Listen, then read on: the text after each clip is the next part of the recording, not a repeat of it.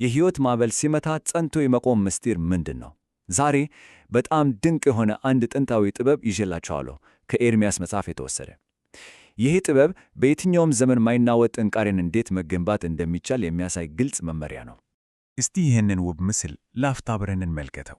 ምንኛ የሚያምር ነው! በእግዚአብሔር ላይ ሙሉ በሙሉ የሚታመን ሰው በውሃ ዳር እንደተተከለ ሁሌም ሕይወት እንዳለው ዛፍ ነው ይላል። ሥሮቹ ወደ ሕይወት ሰጪው ወንዝ ስለተዘረጉ የሕይወት ሐሩርና ፈተና ሲመጣ አይፈራም። ቅጠሎቹ ሁሌም ለምለም ናቸው። በአስቸጋሪ የድርቅ ወቅቶች እንኳን ሳይጨነቅ ፍሬ ማፍራቱን አያቆምም። እንግዲህ ይህንን ምስል እስቲ ትንሽ በጥልቀት እንየው።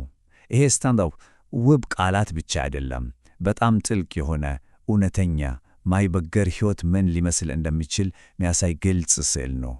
ይሄ ስዕል ደግሞ በዘመናችን ለሚገጠሙ ፈተናዎች ትልቅ ትርጉም አለው።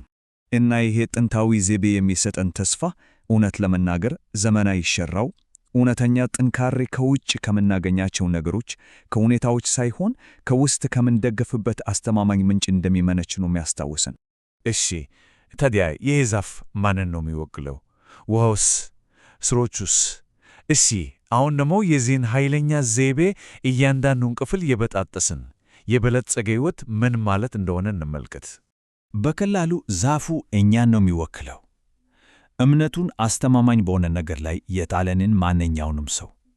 ልክ እንደዛው ሕይወታችን የሚቆምበት ጥንካሬውን የሚያገኝበት መሠረት ያስፈልገዋል። ውሃውስ?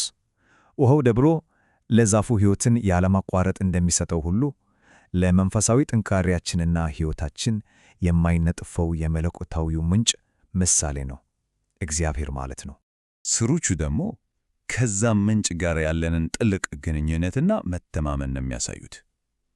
ልክ ዛፉ ሥሩን ወደ ውሃው ልኮ ምግብ እንደሚያገኘው እኛም ጥንካሬና መረጋጋትን የምናገኘው ከዚህ ግንኙነት ነው። በነገራችን ላይ መታመን ስንል ምን ማለታችን ነው? በዕብራይስጡ ባጣህ ይሉታል። ይሄ ቃል ከቀላል እምነት በጣም የጠለቀ ነው። ምንም ነገር ቢመጣ አልወድቅም ብሎ ያለምንም ጭንቀት ሙሉ በሙሉ የመተማመንን ስሜት ነው የሚያመለክተው። በጣም ኃይለኛ ቃል ነው። ይሄ ማለት ግን በሕይወታችን ውስጥ ሐሩርና ድርቅ አይመጡም ማለት ነው? በፍጹም። ችግሮችና ፈተናዎች የሕይወት አካል ናቸው። ስለዚህ ይሄ ዘይቤ ቃል የሚገባልን ከችግር ነፃ የሆነ ሕይወት ሳይሆን በችግር መሃል ጸንቶ የመቆም ጥንካሬ ነው የሚሰጠን። እና የዚህ ሁሉ ጥንካሬ ውጤቱ ምንድን ነው? ፍሬ ማፍራት ነው። ይህ ፍሬ በአስቸጋሪ ጊዜያት እንኳን ሳይደርቅ የሚቀጥልን ተስፋ፣ ደግነት፣ ምርታማነትን ይወክላል። አስቡት፣ በዙሪያችን ያለው ሁሉ ነገር ሲደርቅ፣ ይሄ ዛፍ ግን መስጠቱን አያቆምም።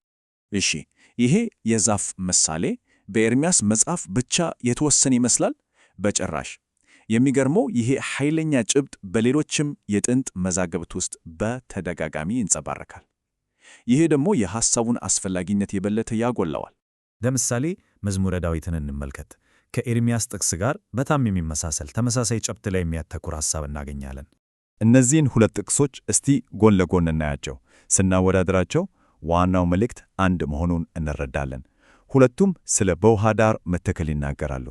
ሁለቱም ስለ ፍሬ ማፍራት ያወራሉ። ይህ ምን ያሳየናል? ከመለኮታዊው ምንጭ ጋር መገናኘት የማይናወጥ ሕይወት ለመኖር ምን ያህል ወሳኝ እንደሆነ ነው። ይሄ የዛፍና የውሃ ዘይቤ እንግዲህ በብሉይ ኪዳን ውስጥ ጠንካራ መሠረት አለው። ታሪኩ ግን እዚህ ላይ አያበቃም። ወደ አዲስ ኪዳን ስንሻገር ይህ ምሳሌ ይበልጥ ወደ ግላዊ እና ጥልቅ ግንኙነት ሲያድግ እናየዋለን። በዮሐንስ ወንጌል ላይ ኢየሱስ ራሱ ፍሬያማነትንና ግንኙነትን ለማስረዳት ተመሳሳይ የእጽዋት ዘይቤን ይጠቀማል። ነገር ግን እዚህ ላይ ልዩ የሚያደርገው የበለጠ ግላዊ ማድረጉ ነው። እዚህ ላይ ያለው ለውጥ በጣም ወሳኝ ነው። አስቡት፣ በብሉይ ኪዳን ዛፉ ከምንጩ አጠገብ ነው የተተከለው። እዚህ አዲስ ኪዳን ላይ ግን ቅርንጫፎቹ ከግንዱ ጋር የተያያዙ የተጣበቁ ናቸው። ይሄ ማለት ግንኙነቱ ከቅርበት ወደ ሙሉ አንድነት አድጓል ማለት ነው። እንግዲህ ይህ ሁሉ ጥንታዊ ጥበብ ለእኛ ለ21ኛው ክፍለ ዘመን ሰዎች ምን ትርጉም አለው? ይሄ የዛፍ ምሳሌ በዘመናችን ለሚገጠሙን ድርቆችና ሐሩሮች መፍትሄ ሊሆንን ይችላል ወይ? እስቲ እንመልከት። በኤርምያስ ዘመን የነበሩት ሐሩርና ድርቅ ምናልባት ጦርነትና ረሃብ ሊሆኑ ይችላሉ። በእኛ ዘመንስ የእኛን ጥንካሬ የሚፈትኑት የ21ኛው ክፍለ ዘመን ድርቆች ምን ይመስላሉ? የሥራ አለመረጋጋት፣ የማኅበራዊ ሚዲያ ጫና፣ የብቸኝነት ስሜት፣ እነዚህ ሁሉ ልክ እንደ ድርቅ ናቸው። መንፈሳዊ ጠንካራችንን ሊያሟጡ ሊያደርቁን ይችላሉ እና ስሮቻችን ጥልቅ ካልሆኑ በቀላሉ ልንሰበር እንችላለን። እናም የሚያስደስተው ነገር ይሄ ነው። የተሰጠን ተስፋ ከችግሮቻችን የምናመልጥበት መንገድ አይደለም። ይልቅንም በችግሮቹ መካከል ሆነን የማንነቀነቅበት የጥንካሬ ምንጭ ማግኘታችን ነው። ይህ ደግሞ እንድንጸና ብቻ ሳይሆን እንድናድግ፣ እንድናፈራም ጭምር ነው የሚያደርገን። ስለዚህ ይህንን ሁሉ ጥንታዊ ጥበብ ስንመረምር ትልቁ ጥያቄ ወደ እያንዳንዳችን ይመለሳል። የእኔ ሥሮች የተተከሉት የት ነው? የሕይወት ሐሩር ሲመጣ ጥንካሬ የማገኝበት ምንጬ ምንድን ነው?